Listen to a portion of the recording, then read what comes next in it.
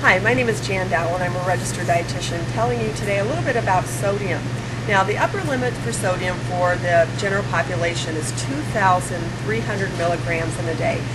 None of us really need to go beyond that, with the exception if you are exercising longer than an hour, if you sweat quite a bit during the exercise in some kind of endurance event, then your sodium needs are going to be quite higher than that, and that's going to have to be determined on an individual basis.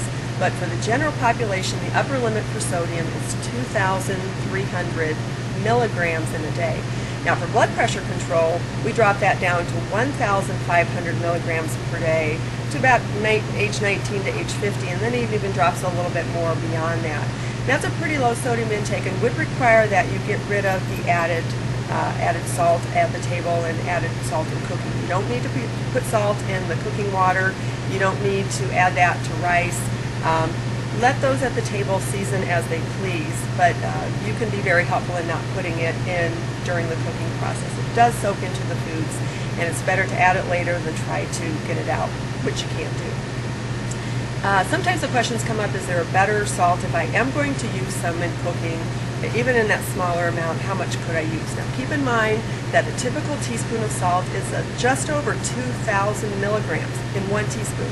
So the added salt does add up very quickly. But for those of us who choose to use a small amount, it doesn't matter which one we actually use. Does it have to be a kosher salt? Should it be a sea salt?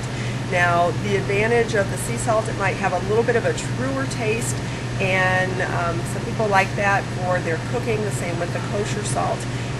If it has a truer taste, and in the case of the sea salts, maybe a flavor of its own, it is possible that we would have to use less, and in the long run that would be less sodium that we would be consuming. One of the disadvantages of sea salt is we don't always know its actual iodine content, and the body does have a requirement for iodine.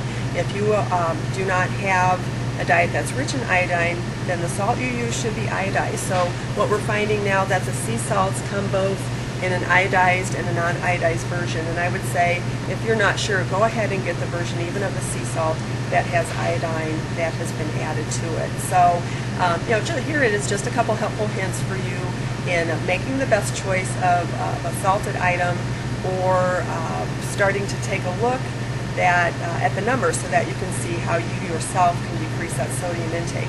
Now, if you're looking at a food label, and again, you can go to the nutrition panel, look at the sodium content. By legal definition, a low sodium food has under 140 milligrams per serving. So that might be a way for you to compare product to product.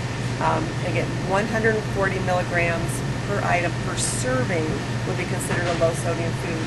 1,500 a day for blood pressure control, and not exceeding that upper limit of 2,300 a day just for general health. Hi, my name's Jan Dowell and I'm a registered dietitian. Today I want to tell you a little bit about herbs and the use of that for seasoning your food. Now, herbs are a great alternative for cooking when you're trying to get away from sodium. Maybe you're not wanting to use quite as much salt for the control of blood pressure or for water retention. So whatever your goal is, you're thinking of switching to a different herb. Now, the ultimate in terms of flavor would be your fresh herbs. So to get some fresh rosemary, fresh basil, most of your produce sections where you shop are going to have that available to you if you're not growing it yourself outside, which is fairly easy to do.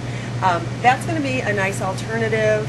You can just keep this on your windowsill and mix that into whatever food you normally would have want some flavoring in. Generally, a tablespoon or two of a fresh herb would be used rather than 1 teaspoon the recipe might call for the 1 teaspoon of a dried herb.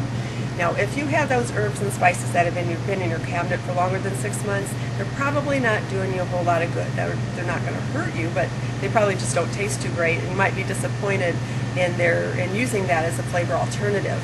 But if you do have some of the different seasonings in your home, one of the things to look for is to make sure that you're going to get the most flavor for what you do. The least processing would be the idea. So if you have garlic flakes over granules versus the powder, that would be again the flakes are going to have a little bit more intensity rather than some of the powder. But then there's always just the fresh garlic that you can use, and using a clove of garlic we know has some sulfur-based phytonutrients which have some other benefits health-wise beyond the flavor. One of the things you do want to look for though in these packaged items is that you don't have the addition of monosodium glutamate, or that they don't have salt in them themselves. So rather than garlic salt, switch to fresh garlic or garlic granular or garlic powder. Now another thing that is fairly easy for us is to look at some of the spice blends that are already mixed up for us in the right proportion. So if you're not too great knowing how to blend those flavors together, there's quite a few varieties again available to you.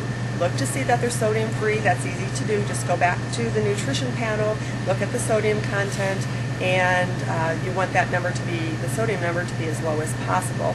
There might be a hint of a few natural milligrams of sodium in there, and that's okay. Do look at the ingredient list, and that will list for you if they have added salt or if they have added monosodium glutamate. This product doesn't, and so that would be a nice alternative for you. So again, a great way to flavor. Look to avoid the monosodium glutamate, look to avoid the added salt.